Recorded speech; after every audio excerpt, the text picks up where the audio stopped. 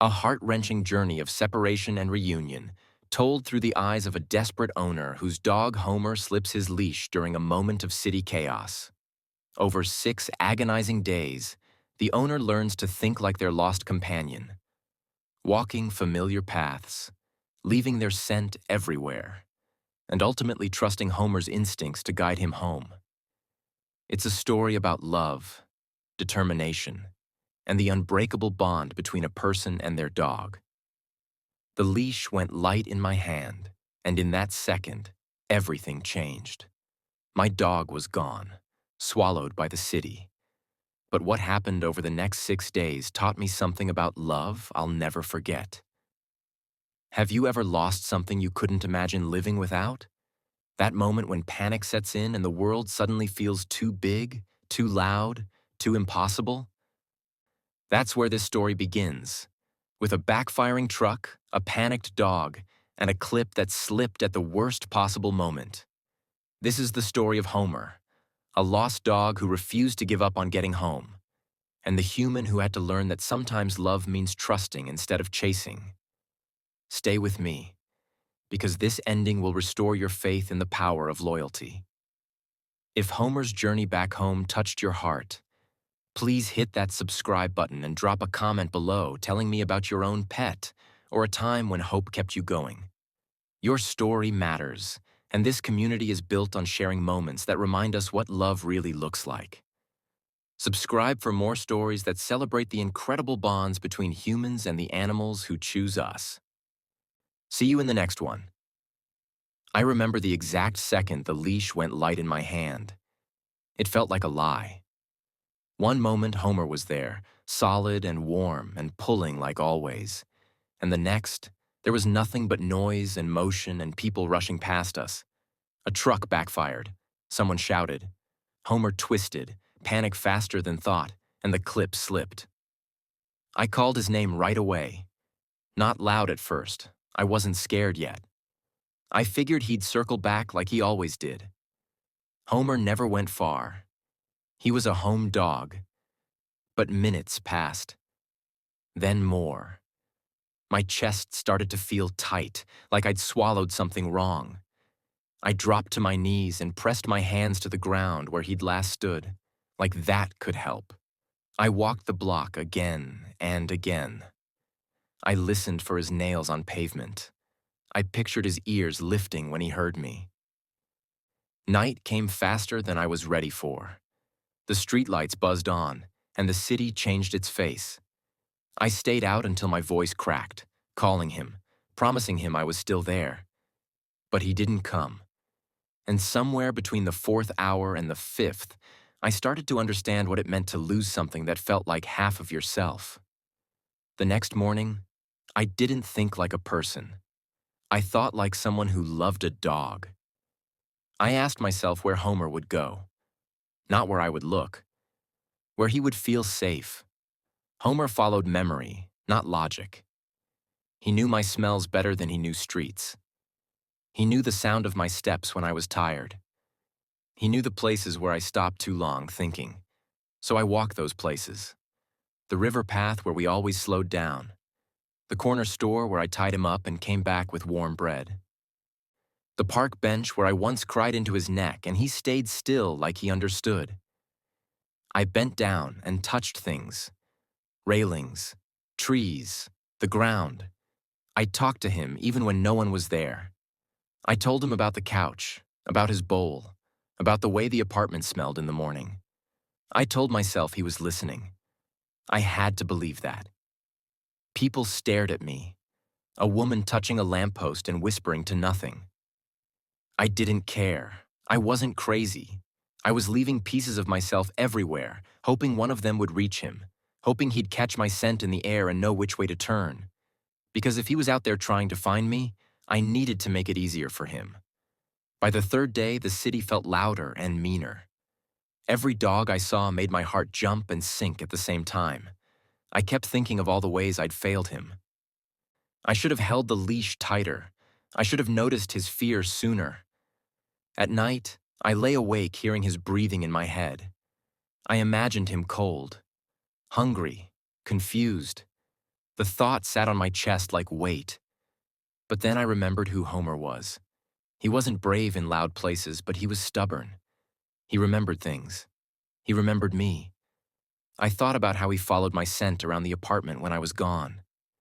How he waited by the door even when it took hours. How he always found me in a crowd. That's when it hit me. He wasn't running away. He was coming back. I put up signs, but more than that, I walked. I walked until my legs burned, leaving myself everywhere.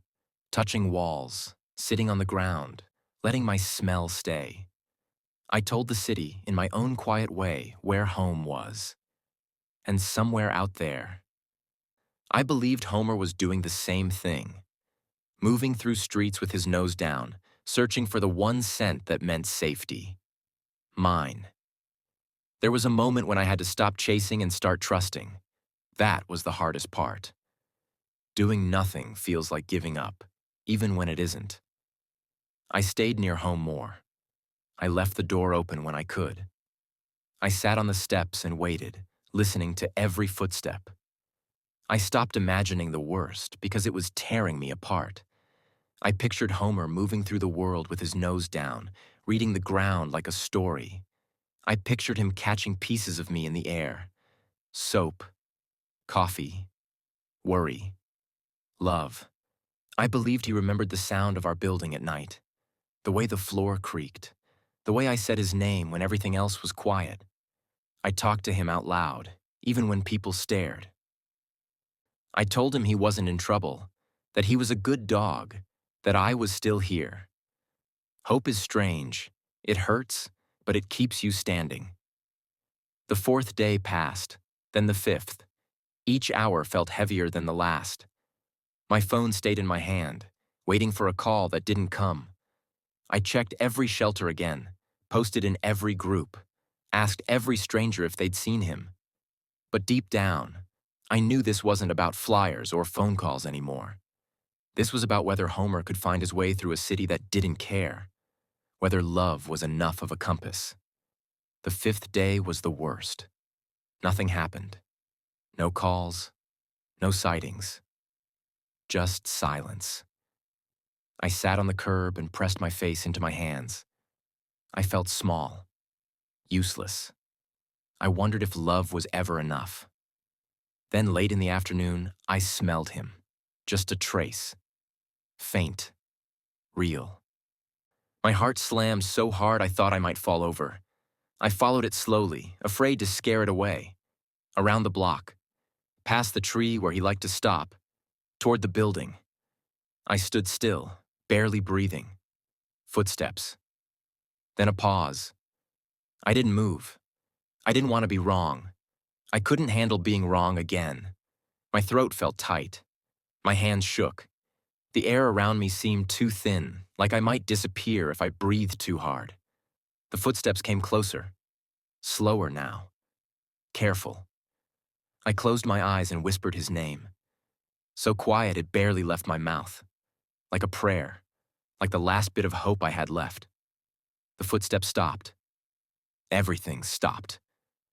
I opened my eyes and there he was, standing at the corner. Dirty. Thin. Staring at me like he wasn't sure I was real. For one horrible second, neither of us moved. Then everything broke open. "Homer?" I said, barely louder than a breath. He stepped into view, thinner, dirt on his fur, eyes locked on mine like nothing else existed. For a second, we just stared. Then he ran. He hit me full force. I dropped to my knees, arms around him, shaking so hard I couldn't speak. He smelled like the road and fear and me. He'd carried me the whole way back. I buried my face in his neck and cried. I didn't care who saw. "I'm here," I told him. "I'm here." He already knew. His whole body pressed against mine like he was trying to climb inside my chest. His tail moved so fast it blurred. He made sounds I'd never heard before. Not barks. Something deeper. Something that sounded like relief. I held him tighter. My fingers found every rib, every mat in his fur, every proof that he'd fought to get back. And he had. Through noise and strangers in a city that didn't know his name, he'd found me. We stayed like that on the sidewalk until the light changed, until people stopped staring, until my legs went numb and my tears dried on his dirty coat. Homer licked my face. Once. Twice. Like he was making sure I was real too. "Good dog," I whispered. "You're such a good dog." And finally, we went home.